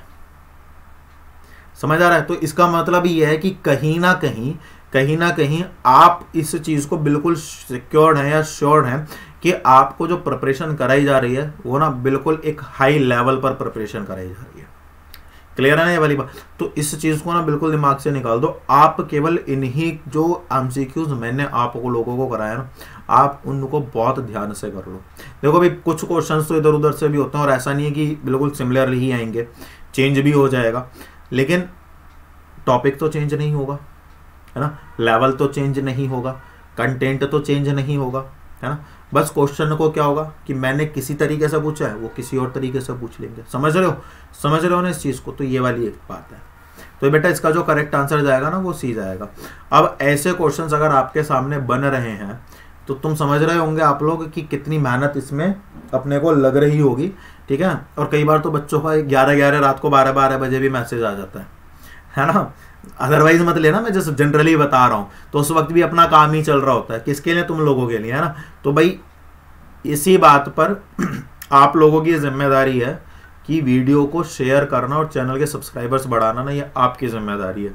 अगर मैं अपना काम इतनी बखूबी से कर सकता हूं और आप मेरे सब्सक्राइबर्स नहीं बढ़ा सकते तो फिर कोई फायदा नहीं है, मतलब, है ना, फिर क्या ही बोलूं। नेक्स्ट क्वेश्चन ये है अपने पास, the provision of double insurance are not applicable to life insurance. देखिए डबल इंश्योरेंस का कॉन्सेप्ट क्या है। डबल इंश्योरेंस जो कराया जाता है वो उन चीजों के लिए कराया जाता है ना, जो नुकसान हो, जिनका नुकसान हम एनालाइज कर सकते हैं। जैसे मोबाइल फोन है तो इसका जो नुकसान होगा वो मैं एनालाइज कर सकता हूं, है ना। यह जो पेन है, लैपटॉप है, लेकिन हमारा जो है वो, मैंने आपको ये चीज जो बेसिक्स हमने किए थे टॉपिक वाइज, वहां पर भी मैंने आपको बताई थी कि कोई जो फिजिकल प्रोडक्ट है ना, उसका नुकसान हो सकता है, आप उसको एनालाइज कर सकते हो कि भाई मोबाइल टूट गया, गाड़ी टूट गई, इतने का नुकसान हुआ है। लेकिन अगर किसी व्यक्ति विशेष की बात आ रही है और उसका एक्सीडेंट हो गया, मर गया है, या कुछ चीज डैमेज हो गई है, तो आप उसका नुकसान एस्टिमेट नहीं कर सकते। तो कहने का मतलब यह कि इंडेमनिटी जो है कि अगर किसी का नुकसान हो रहा है, अगर आप उसको एक्यूरेटली जज कर पा रहे हो कि भाई फलाने का 50,000 का नुकसान हो गया, तो वो उसका डबल इंश्योरेंस कराया जा सकता है, लेकिन जिसका नहीं है उसका नहीं कराया जा सकता। तो अब इन्होंने भी यही कहा है कि दोहरा बीमा जो होता है उसका प्रावधान जीवन बीमा के लिए लागू नहीं होता। बिल्कुल सही बात है, क्योंकि आप जीवन को कभी भी मूल्य में निर्धारित नहीं कर सकते। अब तुम लोग बताओ, तुम लोग अपने पेरेंट्स के जो बच्चे हो, नन्हे मुन्ने से बालक जो घर जाते हो, टेस्टी टेस्टी लजीज लजीज खाना तुम लोगों को मिलता है, इतनी केयर, धुले धुलाए कपड़े, ये फलाना ठिकाना जो भी चीज़ें हैं, आप लोग बहुत सारे तो आप लोगों के भी बच्चे होंगे, तो आप लोगों के पेरेंट्स के लिए आपकी वैल्यू या आपके बच्चों के लिए आपकी वैल्यू है, मतलब वैल्यू है इन द सेंस कि आप उनकी वैल्यू को एस्टिमेट कर सकते हो। या छोड़ो सारी चीजें, क्या आप अपने मम्मी के हाथ का बनाए हुए खाने का जो टेस्ट है, क्या आप उसकी वैल्यू जज कर सकते हो कि 100 रुपए की थाली है या 50 रुपए की थाली है? नहीं कर सकते ना। तो आप ह्यूमन की लाइफ को कभी भी क्या नहीं कर सकते, जज नहीं कर सकते कि भाई वो उसकी वैल्यू इतनी है। हाँ, तो ये तो बात सही हो गई। Life insurance is not contract of indemnity, ये भी बात सही है। तो क्या ये दोनों एक दूसरे के लिए सही एक्सप्लेनेशन है या नहीं है? बिल्कुल सही एक्सप्लेनेशन है, correct. Next, Which one of the following risk is not insured by Export Credit and Guarantee Corporation? पहले मैं ECGC इसके बारे में बता देता हूं। ये एक तरह की गवर्नमेंट कंपनी है। किसकी, कौन सी कंपनी है? गवर्नमेंट कंपनी है, जिसको 1957 में, कब? 1957 में स्टैब्लिश किया था, और इसको 30 जुलाई, कब किया गया था? 30 जुलाई को क्या किया गया था? इस्टेब्लिश किया गया था। और इसका एक और चीज जो आपको ध्यान में रखनी है, इसका हेडक्वार्टर आपको मुंबई में मिलेगा। तो पहली चीज तो ये हो गई। और ये जो इंडस्ट्री है ये इंश्योरेंस टाइप ऑफ इंडस्ट्री है, इंश्योरेंस, ये तो आपको यहीं पता चल गया होगा। इंश्योरेंस क्लियर है, ये वाली बात समझ आ गया। और ये मिनिस्ट्री ऑफ कॉमर्स जो है ना, ministry of commerce and industry जो है उसके अंडर में ये काम करती है। क्लियर है। तो यहां से अगर किसी भी तरह का कोई क्वेश्चन बनता है तो वो आप देख लेना। अब बारी आती है अपने क्वेश्चन के ऊपर कि इनमें से कौन सा इस संस्था के अकॉर्डिंग, ECGC के अकॉर्डिंग जोखिम में नहीं आता है। The risk that the importer may return the goods on the ground of lower quality. भाई अगर आप खराब माल बेच रहे हो, वो वाली कहानी आ गई, उससे होने वाला जो नुकसान है। The risk of non payment by the foreign buyer, the political risk that the import licence may be revoked, रद्द किया जाना, रिवॉक्ड मतलब रद्द किया जाना, है ना। जो पॉलिटिकल रिस्क, राजनीति जोखिम के कारण जो आयात निर्यात आप कर रहे हो, उसमें जो आपका लाइसेंस है उसको रद्द कर दिया गया है, तो उससे जो जोखिम उत्पन्न हो रहे हैं। या the risk of war, revolution, और जितने भी आपको युद्ध हो रहे हैं या ये जितनी भी चीजें हो रही हैं, इन सबसे रिलेटेड जो भी चीजें हैं। तो अब आपसे ये पूछा जा रहा है कि इनमें से कौन सा सही उत्तर होगा। देखिए, अगर आप खराब क्वालिटी का माल बेच रहे हो या आ रहा है, तो उससे तो ये आपको प्रोटेक्ट नहीं करने वाली है। लाइसेंस रद्द होने वाली बात इसमें होगी नहीं, और डेफिनेटली यहां पर भी जो है ये भी कट जाएगा। मेन जो आपका आएगा, विदेशी खरीदार द्वारा भुगतान न करने का जोखिम।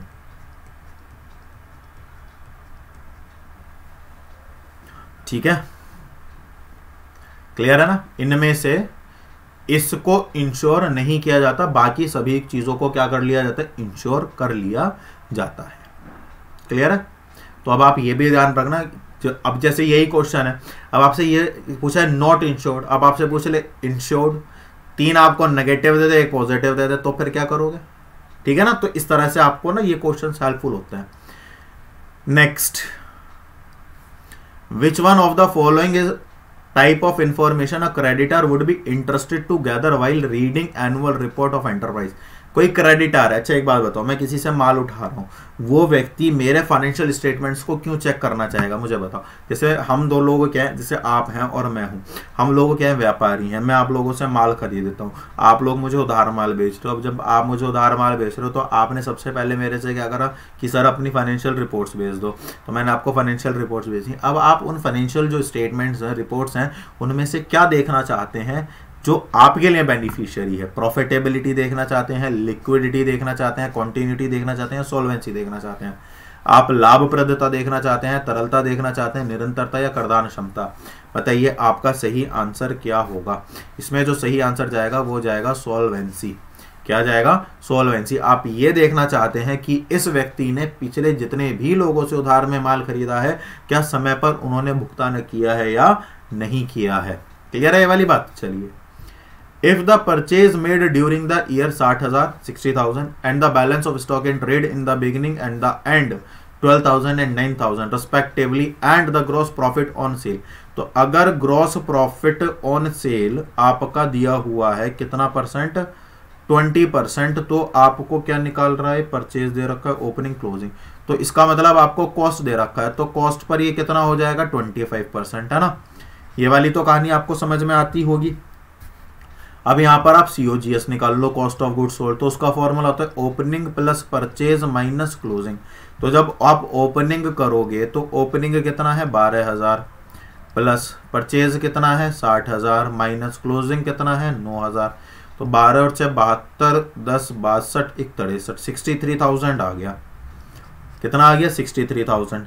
अब आप 63,000 का सीधा सीधा कितना निकाल लो, कितना निकाला हमने कॉस्ट 25%। तो जब आप इसका 25% निकालोगे, यहाँ पर लिख दूँ, यहाँ पर लिख दूँ 25% ऑफ 63,000, क्योंकि कॉस्ट पर निकालना है हमें, तो वो आ जाएगा आपका 15,750। अब जहाँ पर भी आपका 15,750 आंसर में आ रहा है वो आपका हो जाएगा सही। Clear question. चलिए,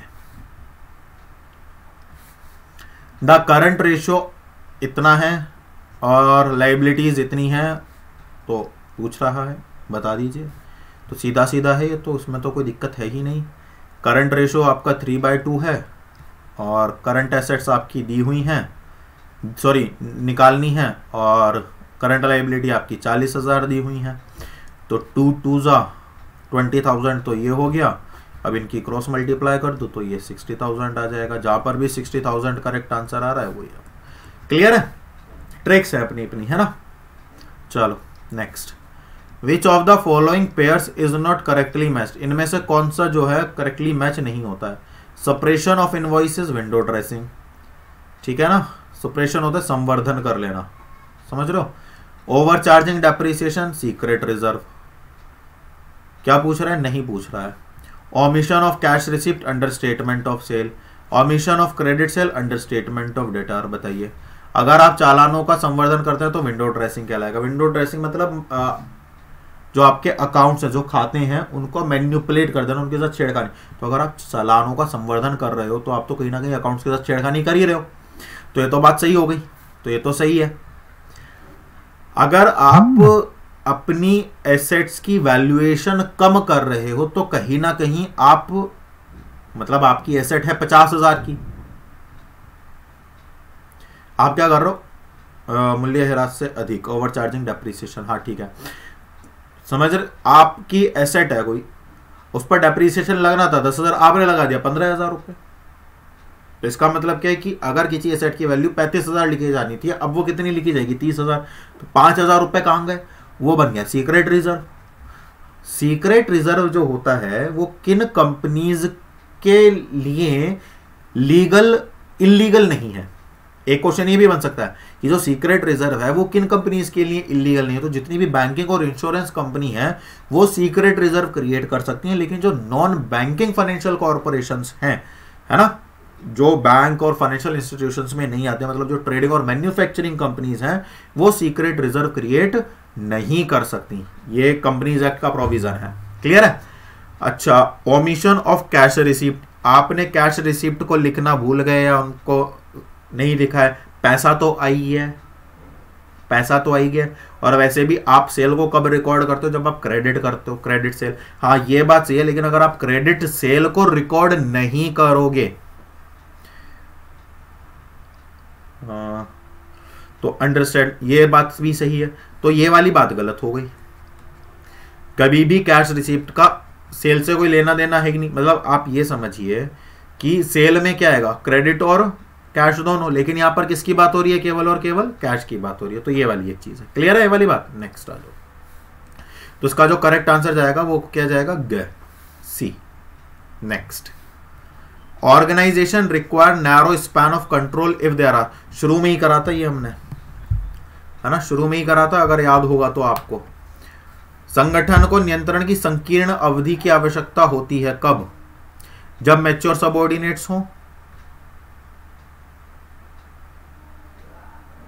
जब कॉम्पोनेंट एंड ट्रेंड मैनेजर्स हो, जब unclear plans for non repetitive operation हो, well defined plans for repetitive operation हो, पारंपरिक अधीनस्थों के परिपक्व अधीनस्थों के साथ सक्षम और प्रशिक्षित प्रबंधक, गैर दोहराव वाले संचालन के लिए अस्पष्ट योजनाएं, दोहराए जाने वाले संचालन के लिए अच्छी तरह से परिभाषित योजनाएं। Organisation requires narrow span of control. Narrow span of control की रिक्वायरमेंट कहां पर होती है?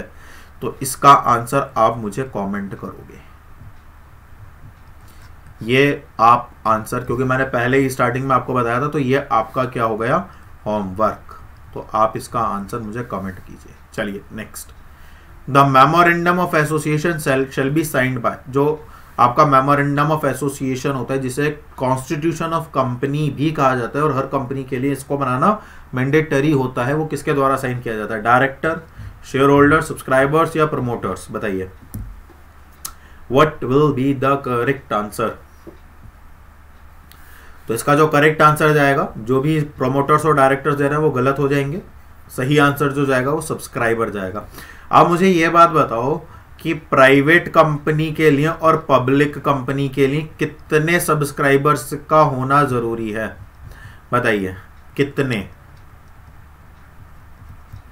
Minimum? To test the liquidity of a concern which of the following ratios are useful. किसी भी फर्म की जो तरलता है उसको जानने के लिए आपके लिए कौन से जो रेशियोज हैं, अनुपात हैं, वो सबसे ज्यादा सुविधाजनक होने वाले हैं या होंगे या होते हैं? Asset test ratio, capital turnover ratio, dept bad dept to sales ratio या इन्वेंट्री टर्नओवर रेशियो? बताइए सही उत्तर क्या होगा? 1-3, 1-4, 2-1, 2-3? बताइए।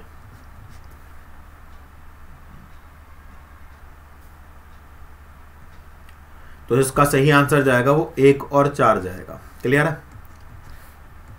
एसिड टेस्ट रेशियो में तो जो आपका देखो लिक्विडिटी रेशियो में 3 तरह के रेशियोज आते हैं, है ना? 4 तरह के रेशियोज होते हैं, तो लिक्विडिटी रेशियो में 3 तरह के आते हैं। एक तो करंट रेशियो आता है, एक एसिड टेस्ट रेशियो आता है, और एक कौन सा आता है? Absolute liquid ratio. 3 तरह के रेशियो आते हैं, है ना? कौन कौन सा आता है? एक तो करंट रेशियो आता है, एक लिक्विड रेशियो आता है, एक एब्सोल्यूट रेशियो आता है। कौन सा आता है? एब्सोल्यूट। इसका जो मानक है वो 2:1 है, इसका जो है 1:1 है, और इसका जो है 0.5:1 है। क्लियर है? आइडियल रेशियो जो है, ठीक है। लेकिन ये जो इन्वेंट्री टर्नओवर रेशियो है, इसमें 3 चीजें आती हैं। एक तो आता है स्टॉक, ठीक है, एक आता है आपका क्रेडिटार, और एक आता है आपका डेटार। तो ये 3 चीजें आती हैं। तो इसी, और ये तीनों चीजें क्या है? हमारी लिक्विडिटी है ना?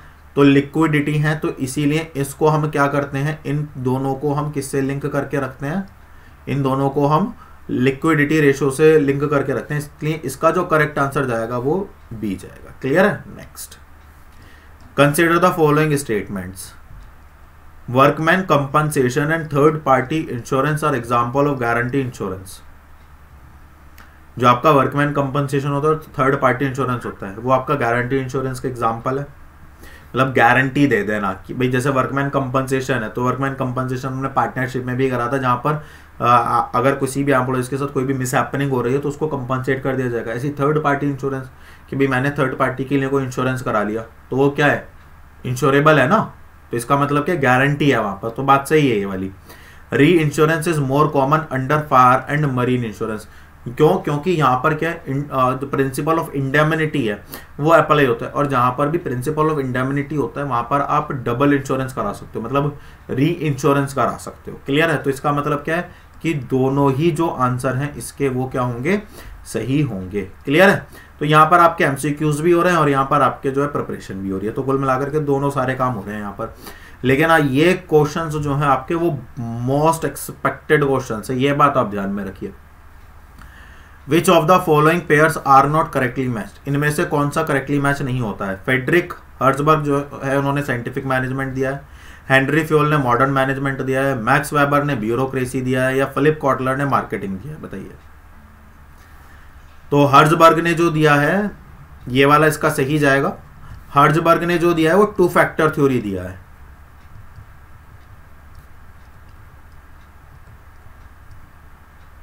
जिसमें मोटिवेटर और हाइजीन थ्योरी आती है ना, मोटिवेटर और हाइजीन थ्योरी आती है। और साइंटिफिक जो दी है वो किसने दी है?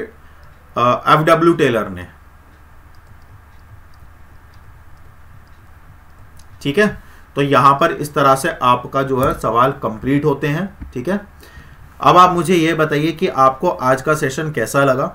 ठीक है, और कौन कौन से टॉपिक्स हैं जो आपको नहीं आते थे, वो उन पर जो है आप कमांड कीजिए, प्रिपेयर कीजिए, दोबारा से एक बार वीडियो को और देखिए ताकि उन सब क्वेश्चंस को आप दोबारा से क्या कर सकें, कवर अप कर सकें। कहीं पर कोई क्वेरी प्रॉब्लम आ रही है तो आप उसको मेरे को कमेंट बॉक्स में दीजिए, या आप मुझे पर्सनली भी भेज सकते हैं, जैसे भी आपको सुविधा हो। और अगर आपने अभी तक टेलीग्राम के टेस्ट नहीं दिए हुए हैं तो टेलीग्राम पर सारे के सारे टेस्ट ऐसे ही पड़े हुए हैं, तो आप उन्हें दे सकते हैं। तो आपका जो लिंक है वो आपके डिस्क्रिप्शन बॉक्स में मिल जाएगा, तो वहाँ से आप जुड़ करके टेलीग्राम पर अपने टेस्ट दे सकते हैं, ताकि आप वहाँ पर भी आप अपनी प्रिपरेशन कर सके। कॉमर्स की पीजीटी की प्रिपरेशन हमने फुल फ्लैग करी है। कहीं पर भी अगर आपने किसी भी तरह का कोई डाउट आया तो वो भी सॉल्व किया गया है। तो कुल मिलाकर के आपके जो मार्क्स हैं कॉमर्स में वो कहीं से भी इधर उधर नहीं होंगे, अगर आपने शुरू से लास्ट तक आप मेरे से जुड़े रहे हैं मेरे साथ और अपनी प्रिपरेशन करते हुए आए हैं। तो आप ये मान करके चलिए कि आपका जो सिलेक्शन है वो कहीं भी इधर उधर नहीं होगा। ठीक है, और बाकी अपनी प्रिपरेशन करते रहिए, आखिर के कुछ ही दिन बचे हैं, और कहीं पर भी कोई भी डाउट आता है तो आप बात कर लीजिए। ठीक है, और वीडियो को ज़्यादा से ज़्यादा, अगर आपको वीडियो अच्छा लगा है, अगर आपको वास्तव में लगा है कि हाँ कोई क्वेश्चंस ऐसे थे जो हमने नहीं पढ़े थे और आपने अगर कुछ भी सीखा है इन क्वेश्चन से, तो वीडियो को लाइक, शेयर और चैनल को सब्सक्राइब ज़रूर कीजिए। मिलेंगे कल और कुछ रहे बेहतरीन MCQs के साथ, तब तक अपना ख्याल रखिए। जय हिंद।